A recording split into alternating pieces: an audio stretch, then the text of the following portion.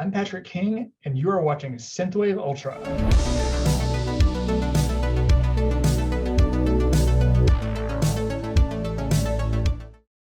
Combining polished cyberpunk and anime influences with the glam and nightlife style of his native India, this week's guest is proof that the synthwave scene is a truly global community that continues to grow and develop with new styles and influences. My guest this week is Ronin. Hello, Shazan Sheikh. I'm aka Ronin. Thank you very much for joining me today. So I guess thank you for having me. Yeah, so we can just get right to it. So how did you get started with the whole like synthwave retrowave thing? I think about 5-6 years back, I think I heard Gunship for the first time. A friend of mine made me listen to this song by Gunship called The Mountain. Mm-hmm. And it sort of blew my mind, and I was like, fuck, I need to figure this out. I really wanted to start making music like that. Then from Gunship, I found out about Midnight, and then just started exploring the whole, the entire side of it, and I got really hooked onto it. So which is why when I decided to stop playing metal, I decided I'll pursue synthwave and retrowave and see where it ends up. Nice. Yeah, that's cool. Yeah, because I know you have that background in metal because you were in that band Providence, right? Right. Yeah, that's really interesting because I feel like a lot of the folks I've talked to have a background in metal like that. So that's interesting how there's that crossover between like synthwave and metal. Right. Yeah. Like a lot of metalheads, even the guys that I've come across, they take synthwave very easily. You know what I'm saying? They're not aversive to that kind of music in general. Mm-hmm. Yeah. So, what's that?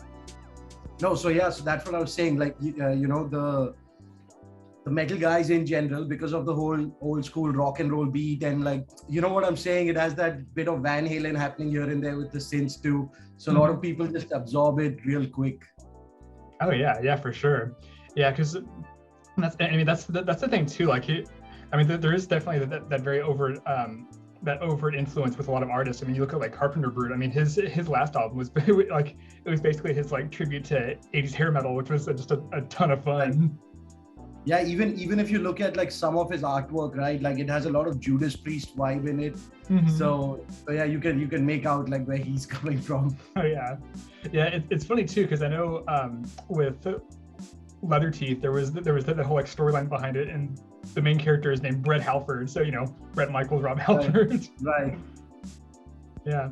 Well, cool. Well, so you mentioned Gunship, the Midnight. So who are some of your big influences and inspirations?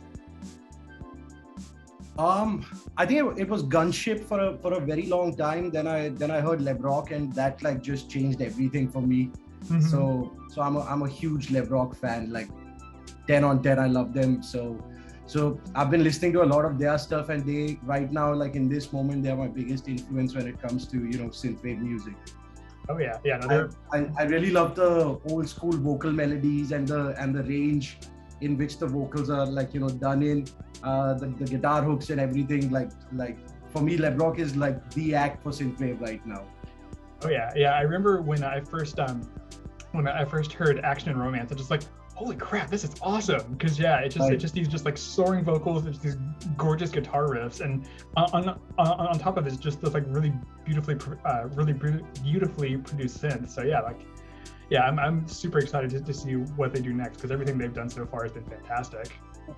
So when I saw I think it was the cover for Call Me on Apple Music, and there was this guy.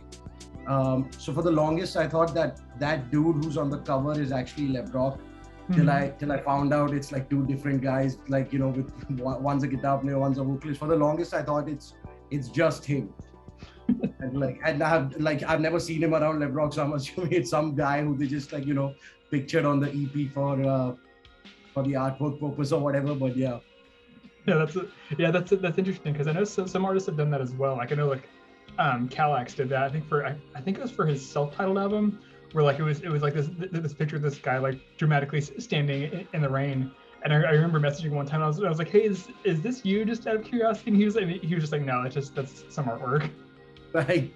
Yeah, there's a bunch of that. I thought about it too, but but I don't know, somewhere between, I just sort of dropped the idea. I'm really confused as to, how to go about the visual identity of Ronin in general. So I'm taking my time on that. Mm-hmm. Well, it's interesting too, because I know like with your Kyoto and Inferno EP, like I feel like you do have obviously it's a great EP, but like just the cover is very striking. You've got like just like those really like bold like teal and green neon colors, and you have that and like it kind of looks like the DeLorean from Back to the Future, but it's even more like tricked out and like kind of cyberpunk looking. So yeah, I mean I feel like you've already developed kind of a visual style with that. So all of that was like really ad hoc. I had no idea how I was placing it together. Mm-hmm. So I didn't have a name for the EP. I didn't even have an artist name, but I came across this cover art. So I went and just bought it beforehand. I'd figured that this is what the EP cover would be, but I had no name. I had like Ronin definitely didn't exist. So slowly I came up on Ronin, and then eventually I didn't have a EP title, and the cover was completely different from what the EP title was. Then eventually I just sort of came together where I was like, I'll call it Kyoto Inferno, and it's about drift cars and whatnot. So futuristic drift cars. So yeah, that's how it just happened. Yeah, that's really interesting, because that's the thing too. Like I feel like I've talked to folks like that where it's almost kind of backwards, as like where they're like, yeah, like they'll start with like the album art, and kind of like that. They'll start with the album art and basically build their album around that, or build like their title and kind of like aesthetic around that. Which I mean it's worked out pretty well so far for you. Yeah, but at least now for the second EP, I'm a bit more prepared for the artwork, and I have my EP title and everything in place. So I'm just I'm working. I've also finished the songs, but I'm just taking my time with it. I sort of missed the window by 2 months, so I don't want to release it at the tail end of the year. So I'll probably release it first, second week of Jan maybe.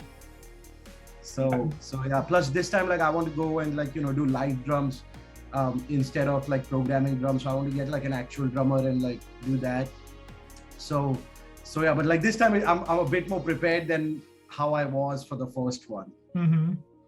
No, that's great, because I mean there's obviously that bit of experience there, so you've got kind of a better foundation for it. Right. Yeah, that's interesting too that you mentioned live drummer. I do think it's really cool when synth artists do that, where when they do their live shows, they'll have they'll be up there with their synth setup and everything, but having live instruments really adds that element of a live performance, so that's really exciting that you're planning on doing that. So for me also, while right now I'm the only guy who makes music for Ronin, but I was very I still am very clear on the fact that it has to be a band. It can't be a DJ set for now, at least. It can't be just me playing to say backing tracks. I want to have a bass player, a synth player, a drummer and guitar. I want to do the whole thing. So which is why I'm taking my time also in making sure I get certain steps right. Mm-hmm. So yeah, so let's see how that goes. Yeah, I'm definitely looking forward to that. I'm sure that because I remember you posted pictures from your from some of your Providence shows, and I mean it looks like right. It's just a big you'll play with like clubs and stuff, but it just feels like a really big setup. So yeah, so that's really cool. So that there are a few clubs here which are which are really cult, and some amazing gigs happen over there in general, and I think the overall capacity is you can gauge anything between 250 to 300, and majority of the metal shows, they were always packed. So we Providence opened for Megadeth. We played with we were on the same bill with Fear Factory, and then there was Carcass and Sick, and Megadeth twice. So a bunch of bands, and there was always a huge audience even on those shows. You'd get 4,000, 5,000, like a fuck ton of people for the metal stage in general. So we got really lucky in that sense, where we were playing all of these gigs to that many people. So yeah. Nice. So which is why, like, for me, because I've done that for, like, so long, when I picture myself with Ronin, I can't picture myself behind a DJ console. You know what I'm saying? Like, which is why I, like, took a conscious effort to put guitar parts so that, when I'm on stage, I can at least play the guitar instead of like trying to DJ the whole thing. So which is why conscious effort on, live instruments. Yeah, that's really cool, and I feel like that really shows in some of the stuff you have now, because I do like how you because like you use like those just like really heavy like 7-string guitars, so like there's that Right. like really heavy bassy sound to it, which yeah, Right. I'm sure that would lend itself really well to a live performance. Right. Also, one of the other things that I really like about synthwave is outside of the melodic aspect and everything, or let's not say synthwave, but like, just synths or dark synth or cyberpunk, like that side of, synth music. Like there's this really heavy groove going on in the track. You know what I'm saying? And I'm a huge Pantera fan, and like groove is something that I've grown up on. And one of the things that really attracted me to it was, you can just keep that groove going and, like, maintain the heaviness, and like you know what I'm saying, you can still have the metal thing going, but you can have all of these cool electronic parts. So that like really drew me to it as well, outside of the nostalgia factor and everything. Yeah, for sure, because I remember like, so when I first got into synthwave, like I remember first getting into like Perturbator and stuff like that, and he definitely has, I mean, he's like, I know he also comes from a metal background, but like his stuff, like he said, it has that distinct like groove and kind of like driving beat to it. Right, dude, like his Hellfest set, when I think that's the first time I've heard of an electronic artist playing Hellfest, and his Hellfest set, like the lighting and the way he went about it was like top notch, man, like 10 on 10. So I'm a huge fan of his work too. So yeah. So he's also like as a metal boy in general, like watching Perturbator play Hellfest is also, it sort of gives you hope as well. Like, hey man, at least there's one side of the metal festival which is accepting music like this. So as long as you're on track, you never know, you might get to play those stages too. So let's see. It's definitely a driving factor for me. So nice. Yeah, that's it. I mean, that's totally true, because I remember, yeah, just like you said, like a Hellfest. I think he's playing with the Grass Pop music meeting. I think this year, next year. He's played a bunch of like really big festivals, and I think the last poster I saw, it was him and this dude called Arthur and Punisher, and like he's also like really heavy industrial stuff. So I think he did a show with a bunch of like same genre artists. That's the last one that I read about.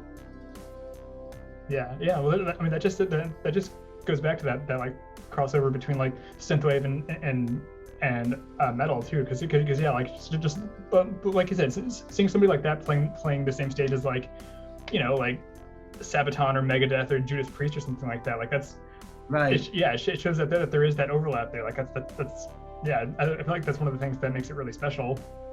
Right. Yeah, and like I think he was featured on Metal Hammer. I think he got the cover as well. So that's really killer for an electronic artist to make that breakthrough in the metal world in general, and a lot of metalheads really like him. So yeah, definitely like 10 points for that. Oh yeah, for sure.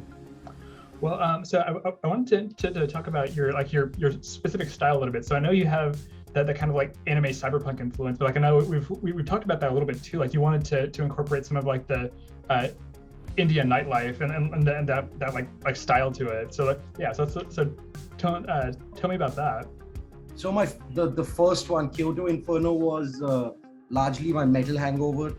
I just like the band ended on a very weird note. Like we had songs for the newer album or whatever, and then it just came to a standstill. So I still had like a bit of that metal spillover going. I didn't get my closure on that front, So I tried to sort of like let loose with the guitars and the heaviness on the first one.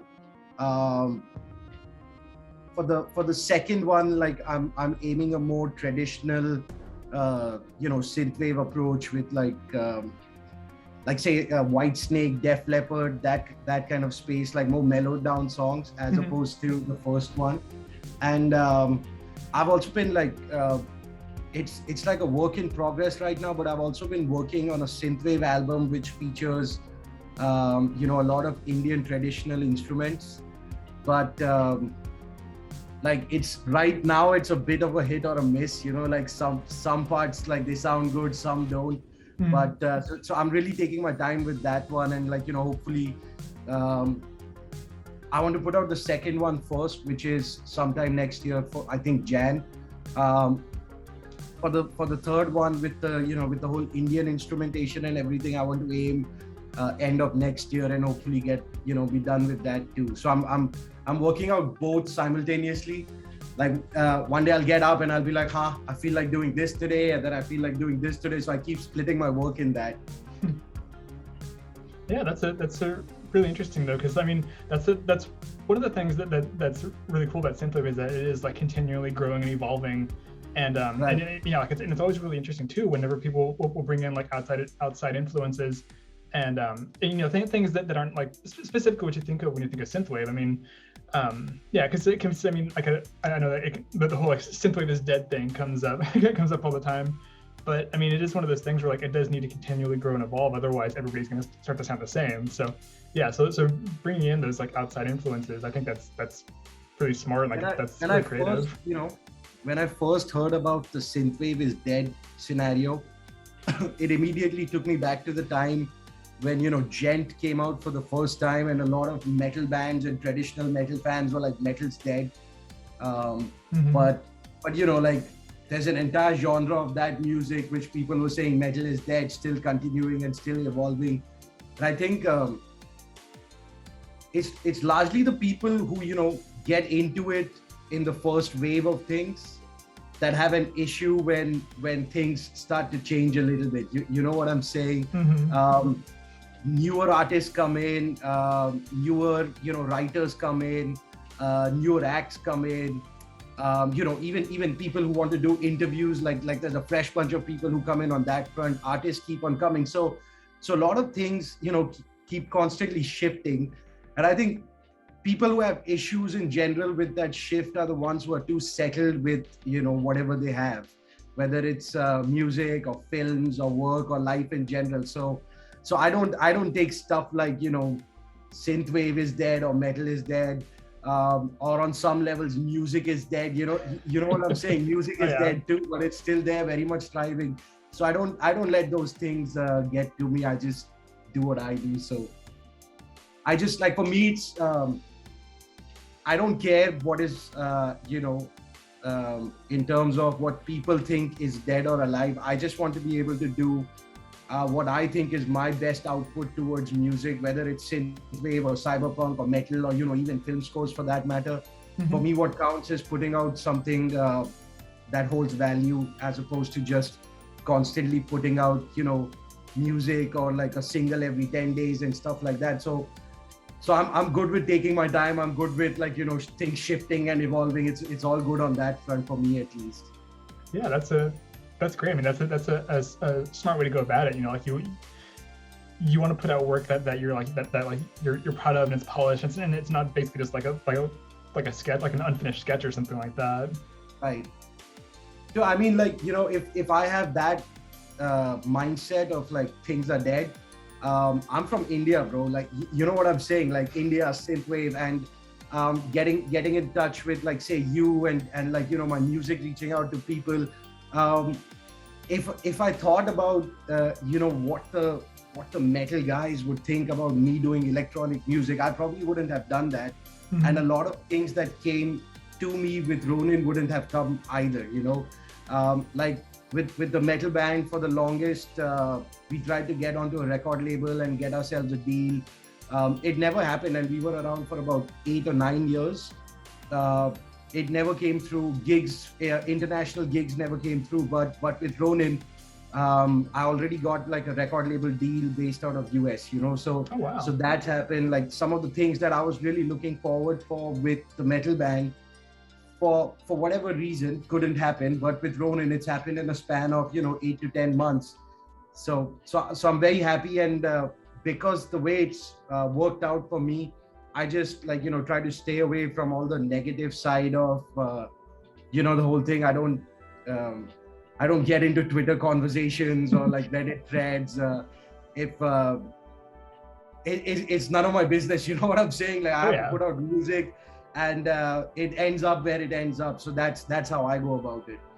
Yeah, no, that's I mean, that's pretty smart, because yeah, I mean, I'm pretty active on like Twitter and Instagram and stuff, but then like I'll see people talking about like SYNTHWAVE Facebook groups, and just like everybody's always talking about how there's always just like arguments, and like you said, people like, oh, this isn't SYNTHWAVE, blah blah blah, and people just being just negative and gross, and just have fun with it, make cool music and listen to cool music and like what you like, Yeah, I mean, at the end of the day, at least for someone like me, the way I see it, I don't know if I have fans or not, but I know I have people who listen to my music.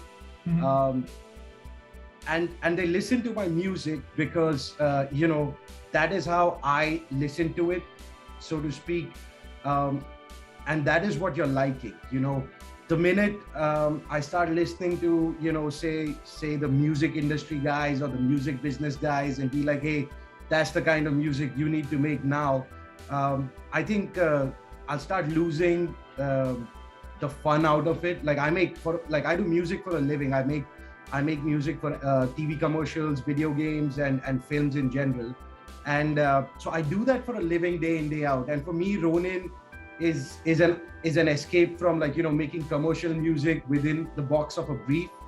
So I don't want to get into people who like Ronin now not liking what the next album would be, but that's fine, because if that's the kind of music you want, it's already done on album 1. I'm also, like, from my end, I'm trying to look at people who would like album 1 and album 2 as well. Like I'm trying to find that spot, Mm-hmm. So I tend to stay away from all of these opinions about how music should be, or how synthwave should be, because that's not one of the reasons why I started doing this in the first place. Yeah. I totally understand that too, because I mean, I definitely understand like the combination of like doing like your creative field for a living, but also like what you do like as like a creative outlet. Because I mean, so I'm a web designer, but then I also do like my artwork and stuff like that. So there's still those like creative elements, but there's the difference between doing it like professionally and like for somebody else, and then doing it for yourself. So right. So yeah, I definitely see what you mean on that. See, like, while I'm driven to get a few things in life as Ronin, I'm also not too worried about the outcome. You know what Mm-hmm. I'm trying to say. Like I'm fine if it doesn't get where I wanted to get. But what's most important during this time is that I have fun with it. Mm-hmm. As long as I'm having fun, I can keep doing this for a long time to come. The day I stop having fun, I think that's the day I stop making that kind of music in general and trying to look for something else.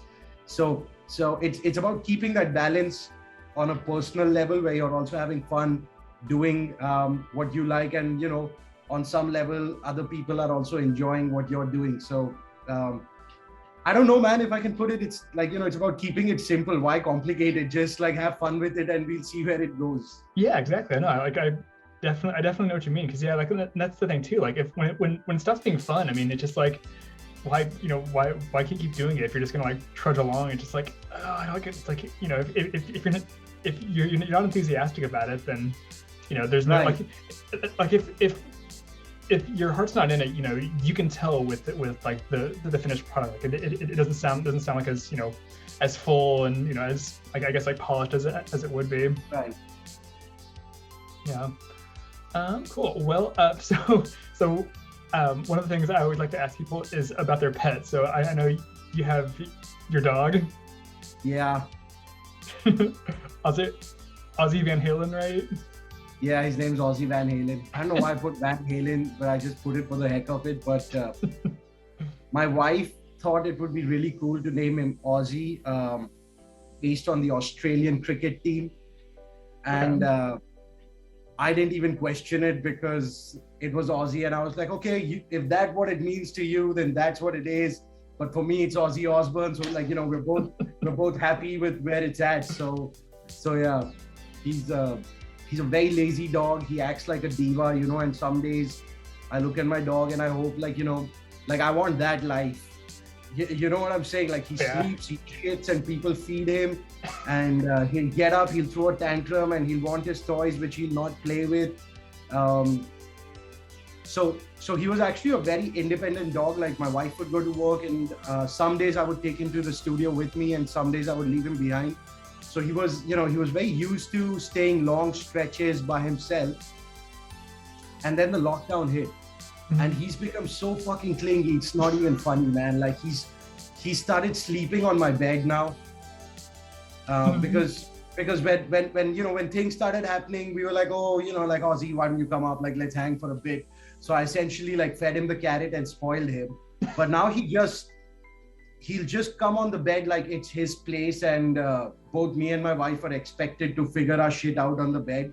And like I have like midnight fights with him. Like I'm trying to chuck him off, and in total darkness he'll be growling at me and whatnot. But yeah, he's like Michael Kelso.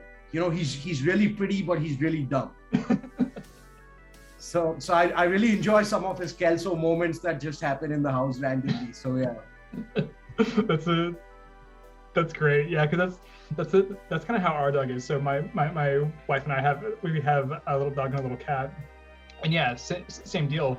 We're really, like we go to work, and she and the cat would entertain themselves during the day, and then when we started working from home a year and a half ago, she just, like you said, just got super clingy. So she'll like hop up on the bed with us, and like she always has to follow us around. So like if one of us gets up, she's like, oh, it's okay, I'll come with you to like the kitchen. So right. So what's the name of your dog? So her name is Zoe. Okay, and the cat? The cat is Scout. Nice. So they get along? So it's funny. So Scout adores Zoe. Like Scout will like walk up to her and like nuzzle her and start licking her ears, and Zoe just kind of like, I don't know. I mean, she won't be mean. Zoe won't be mean, but she just kind of tolerates Scout, and she'll be nice to her sometimes. But yeah, it's a really funny dynamic, because like it's very one-sided. Yeah, man. Like animals, I think my life has been pretty amazing since I got my dog. Mm-hmm. Like on the really shitty days when you just play with him, or like just hang about with Ozzy in general, like you tend to forget about a lot of things, and hours just go by of like messing around with him, playing with him, just doing those walks. So yeah. Yeah, that's really nice. And the best part is that so I have my studio in my house. Mm-hmm. And he'll be hanging with my wife or whatever, and there are those days when he'll just be sitting outside the studio door, and like I'll let him in, and he'll come and he'll sleep right under my feet when I'm making music or playing guitar and everything. And then there was a time when I got like a piano on the iPad, and I would paw him, like I would use the keys with his paw and touch the keys with his paw, and he initially he would start getting really mindfucked. Like he would touch, and there'd be a sound coming out of it, so he'd be like, what the fuck? And then he sort of like just started enjoying it. So I have like really good times, or like sessions when he's around in the studio, and like just hanging about. And also there's AC in this room, so so I think he prefers the cold more than anything. So I that's what I'm assuming, because like every time I've noticed that it's a pattern, every time the AC is off, he's not in this room. So it could either be that he enjoys music, or he likes the cold. I don't know, I'll figure it out when I do. That's great. Sounds like he's got a lot of personality. Yeah, he does. Again, Michael Kelso, really pretty but really dumb. So that's a great comparison. That's great. Well, so you mentioned you're working on 2 albums. What else? So what else is next for Ronin?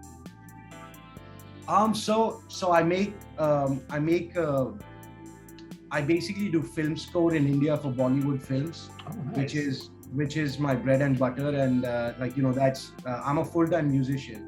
And what I do as a job is also what funds Ronin as a passion project. So I try to keep that balance going.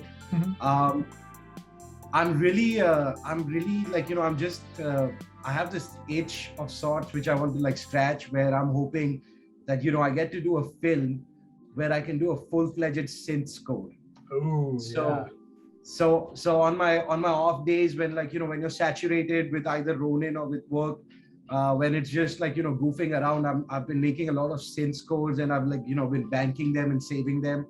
And I want to try and do, action films, and either action films or like, romantic films. That's the two space that I think I would fit best.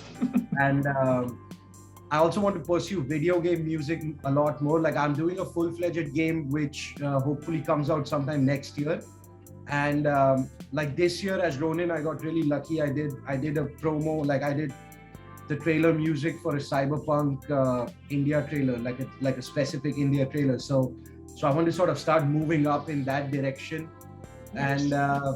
And hopefully, not just do, say, Indian work, so to speak, but also be able to do international work. Like it's just a thing for the heck of it. Like, I want to do a French film or a Spanish film, like something that I just don't understand.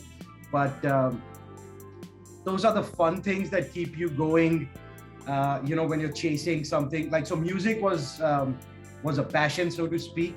But I think somewhere I sort of made a mistake of turning it into a career, because on most days I'm really stressed out about, what my next job is or where the next paycheck is coming for.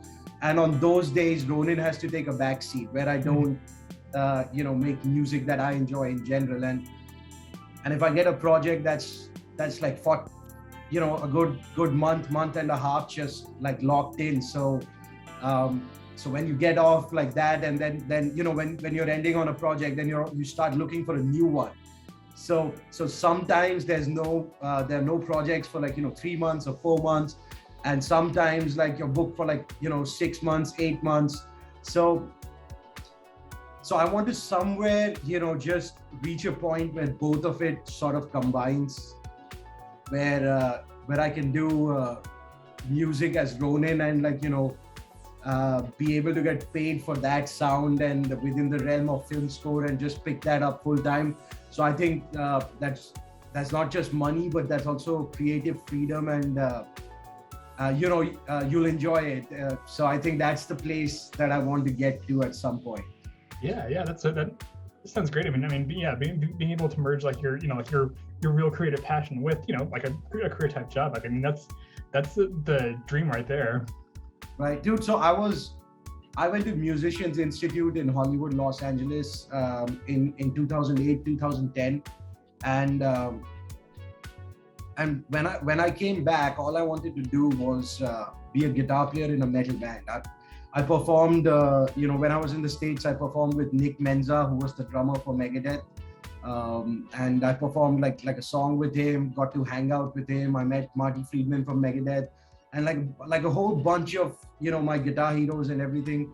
So the guitar player from Testament, Alex Skolnick, I ended up with, like, me and my friends, we ended up giving him a ride back from House of Blues to the college because he was doing a session. So I had some crazy moments in Hollywood with all of my favorite musicians. And and when I came back, all I wanted to do was just be a guitar player in a metal band.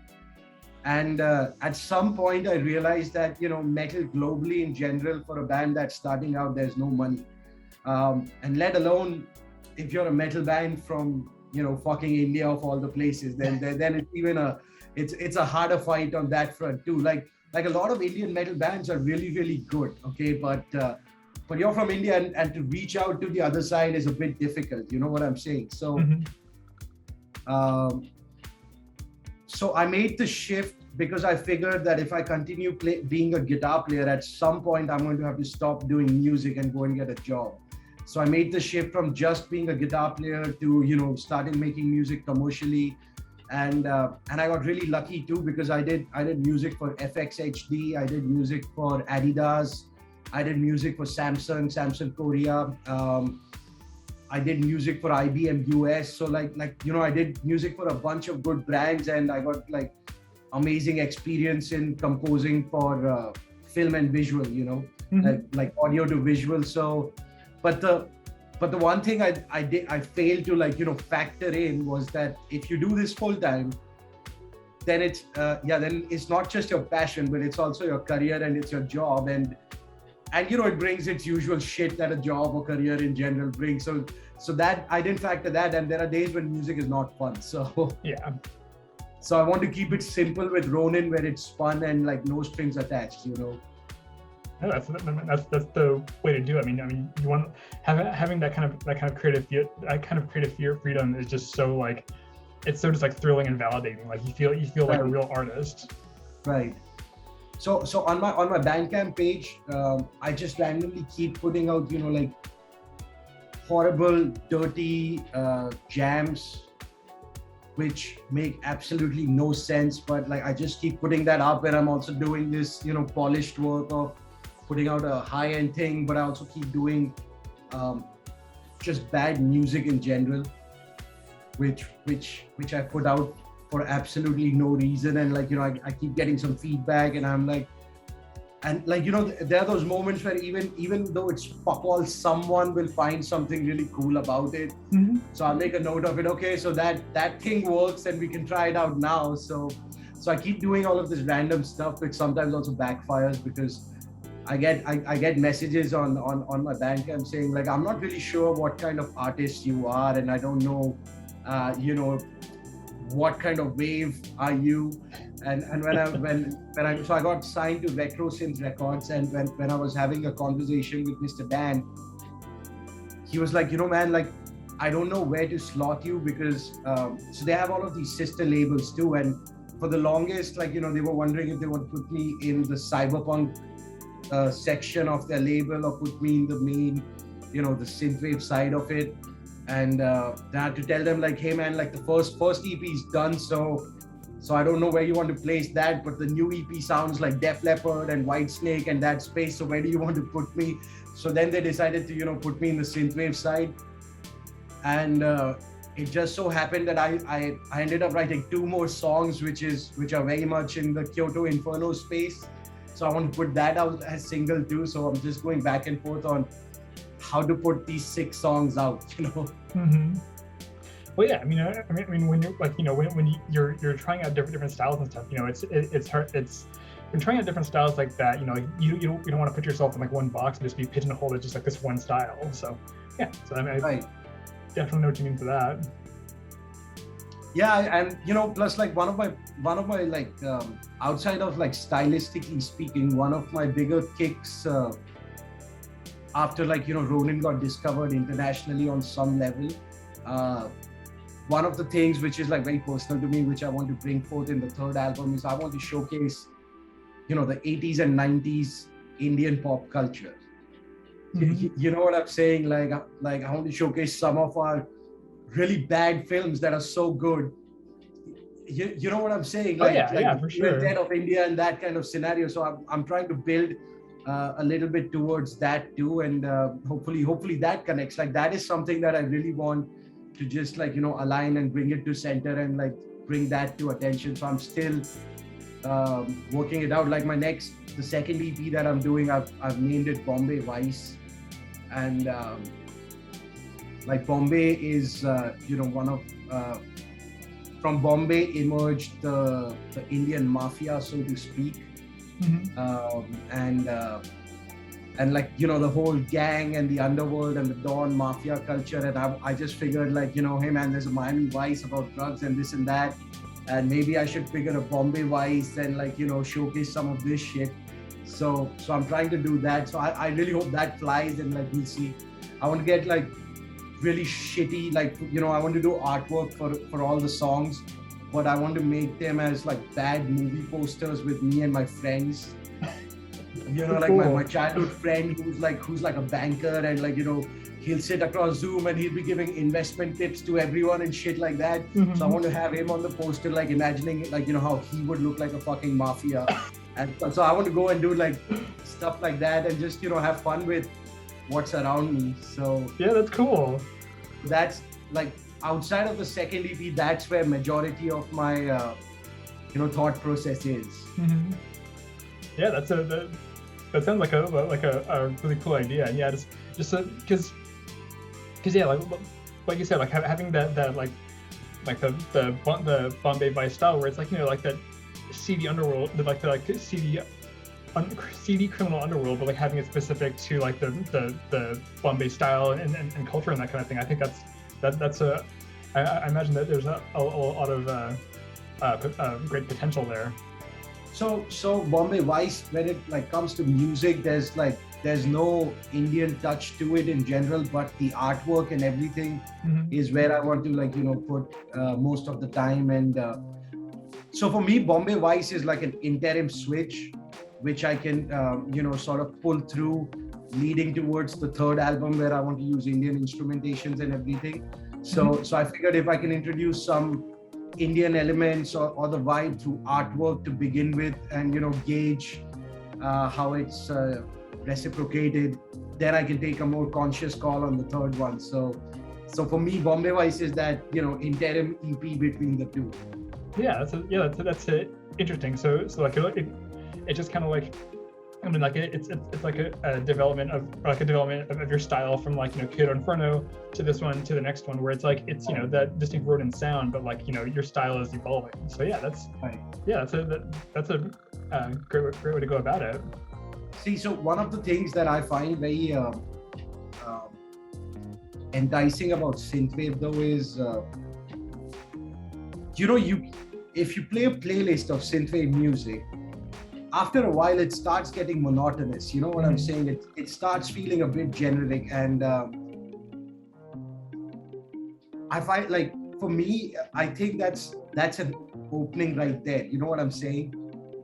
Like there is definitely room in synthwave for artists who are a little left of center and can still keep the core of it in place.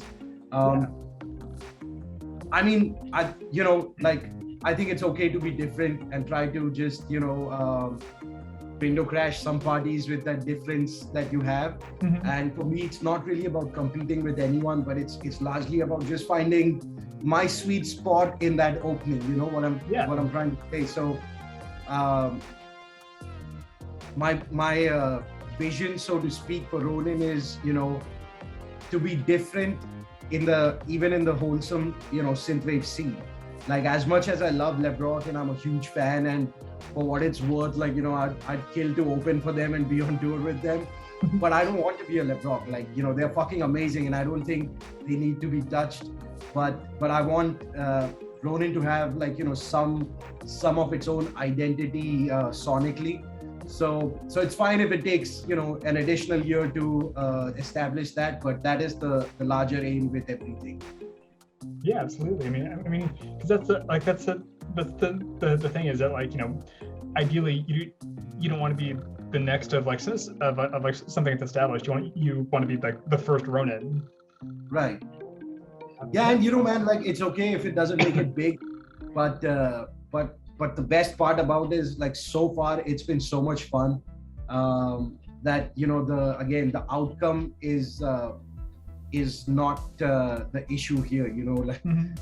Like it's been so much fun. It doesn't matter where it ends up. What it does for me when I'm working is a feeling that, like, cannot be created if there is pressure on it.